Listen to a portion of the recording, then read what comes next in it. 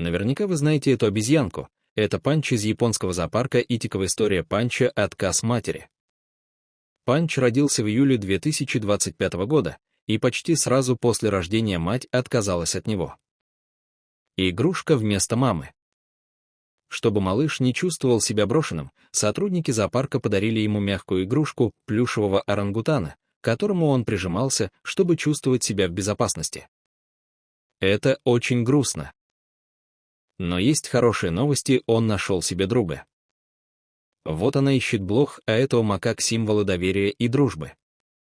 Так что я надеюсь, ваш день стал хоть немного лучше.